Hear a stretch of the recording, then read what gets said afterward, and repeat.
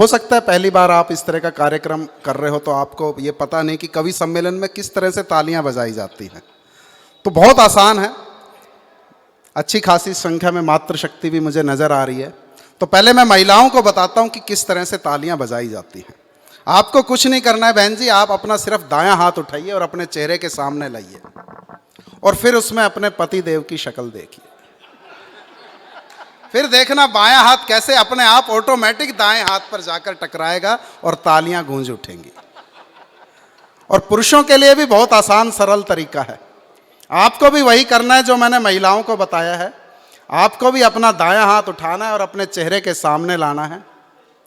और बाबूजी वो तो बिल्कुल मत करना जो मन मन सोच रहे हो आप। नीचे शाम को 2 रोटी मिलती है ना, वो भी मिलनी बंद हो जाएगी। आपको तो देखनी है उस बिचौलिए की शक्ल जिसने आपका रिश्ता करवाया था।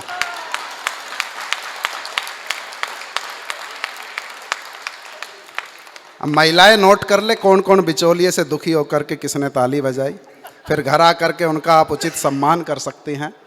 और जब ज़्यादा ओज का कवि जोश में आ जाता है तो सामने वाले श्रोताओं को भी जोश आ जाता है। ये हमारे विपिन शर्मा जी बैठे हुए हैं, बहुत ही अच्छे कोमल हृदय के कवि हैं, पत्रकार भी हैं। एक बार दीपक दिव्यांशु की कविता सुनकर इनको भी जोश आ गया भाव साहब, इनके अंदर की भी देशभक्ति जाग गई। दीपक दिव्यांशु की कविता सुनी और घर पहुंचे और घर जाते ही एक ही रट लगा ली, बोला सत्ता मेरे हाथ में दे दो हालात बदल दूंगा, सत्ता मेरे हाथ में दे दो हालात बदल दूंगा। कई देर होगी ये तमाशा करते हुए। इसकी घरवाली ने देखा, बोली इधर आ। बोले सुबह से पजामा उल्टा पहने घूम रहा है, पहले ये तो बदल ले, हालात बाद में बदल लिए। ऐसी परिस्थितियां हो जाती हैं। और कई लोग टेंशन देने के लिए क्या क्या कर जाते हैं। आपने यहाँ भी मैंने देखा, यूपी और हरियाणा लगभग एक जैसी संस्कृति है। हमारे वहाँ हम देखते हैं कि जो बसें जाती हैं रोडवेज की, बिल्कुल फुल्ली लोडेड, और कई बार इतनी भीड़ हो जाती है कि बस के अंदर भी सवारी, बस की छत पर भी सवारियाँ बैठ के जाती हैं। ये कुछ हैं हमारे जो संसाधनों की कमी है या अतिरिक्त जनसंख्या है, कुछ भी कह सकते हो, परंतु कई बार ऐसे दृश्य आपने देखे होंगे कि पूरी ओवरलोडेड बस जा रही है, अंदर भी सवारी और बाहर भी सवारी। तो एक बस जा रही थी हरियाणा रोडवेज की, और ऊपर से एक सवारी ने, छत पर बैठी हुई सवारी ने आवाज लगाई अचानक, बोला ओ रामफल, ओ रामफल। अब अंदर बस में खिड़की की तरफ एक सवारी बैठी हुई, उसने तुरंत सिर निकाल करके ऊपर की तरफ देखा। जैसे ही उसने सिर निकाला, ऊपर से उसने एक मारा उसके थप्पड़, वो गया अंदर, उसने सिर अंदर कर लिया। अब थोड़ी देर बाद फिर उसने आवाज लगाई ऊपर से, बोला ओ रामफल, ओ रामफल। उसने फिर सिर निकाला और जैसे ही सिर निकाला फिर एक आया थप्पड़। भाई साहब 3 बार होगी यही घटना। वो बोले रामफल, वो सिर निकाला और वहां से ऊपर से आया थप्पड़। अब उसकी जो बगल में बैठा हुआ था वो बोला यार बड़ा बेवकूफ आदमी है तू, वो खुश हुए जा रहा है तेरे को थप्पड़ मार करके और तू बार बार सिर निकाल रहा है।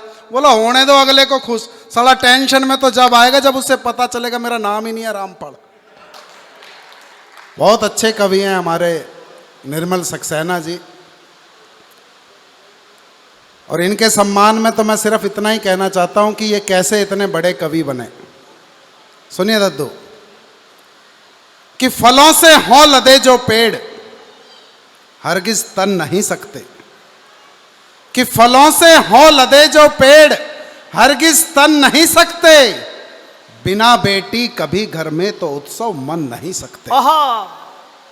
मैं बहुत सम्मान करता हूं बाबूजी बेटियों का, हद से ज्यादा सम्मान करता हूं, और सबसे ज्यादा अपने ससुर की बेटी का सम्मान करता हूं। बढ़िया। और उससे भी ज्यादा अपने ससुर की छोटी बेटी का सम्मान करता हूं। कि फलों से हों लदे जो पेड़ हरगिज तन नहीं सकते, बिना बेटी कभी घर में तो उत्सव मन नहीं सकते। और यही एक बात तुलसी और कालिदास से सीखी, बिना बीवी से खाए लात कभी तुम बन नहीं सकते। वाह वाह वाह वाह वाह वाह वाह, बढ़िया बढ़िया। तो ये राज है हमारे आदरणीय दद्दू निर्मल सक्सेना जी का, कैसे ये इतने बड़े और वरिष्ठ कवि बन गए। और अपने बारे में तो मैं सिर्फ इतना ही कहना चाहता हूं कि न तो मैं चांद सूरज हूं नहीं कोई सितारा हूं, कि न तो मैं चांद सूरज हूं नहीं कोई सितारा हूं, नहीं हस्ती कोई मेरी फकत फिरता आवारा हूँ आहा। और हुआ मगरूर क्यों इतना जमाना पूछता मुझसे हाँ कि हुआ मगरूर क्यों इतना जमाना पूछता मुझसे हूँ जैसा भी मगर माँ का कसम से मैं दुलारा हूँ वाह वाह वाह हूँ वाह, जैसा भी मगर माँ का कसम से मैं दुलारा हूँ। मैं बहुत सम्मान करता हूँ अपनी माँ का। रिवाड़ी में अपनी माँ के पास मैं रहा करता था, परंतु कुछ कारोबारी दिक्कतें हुई, रोजी रोटी की समस्या हुई, तो रिवाड़ी छोड़ करके मुझे फरीदाबाद आकर के रहना पड़ा। जब मैं रिवाड़ी में था तब भी मैं जब भी घर से निकलता था तो मैं अपने माँ के पैर छू करके निकलता था। भले ही मैं रिवाड़ी छोड़ के आज फरीदाबाद में रहने लग गया, परंतु उस परंपरा को मैंने आज भी नहीं बदला है। मैं जब वहाँ रिवाड़ी में था तब भी अपनी माँ के पैर छूकर घर से बाहर निकलता था, और आज जब मैं फरीदाबाद में घर से निकलता हूँ तो अपने बच्चों की माँ के पैर छू के वाह बढ़िया बढ़िया बढ़िया बढ़िया। और ये बता रहे थे हरियाणा के बारे में। हरियाणा वाले, देखो भाई साहब, हरियाणा वाले दिखते ही हैं बेवकूफ़, होते नहीं है बिल्कुल भी। हाँ, ये उनका थोड़ा सा इमेज ऐसी बना दी है इन जैसे लोगों ने। वास्तव में मैं सही बता रहा हूँ, एक कवि सम्मेलन में तमाम कवि ऐसे ही जैसे यहाँ पर आज ये महफिल सजी हुई है, प्रत्येक कवि ने अपनी अपनी कविताएं सुनाई।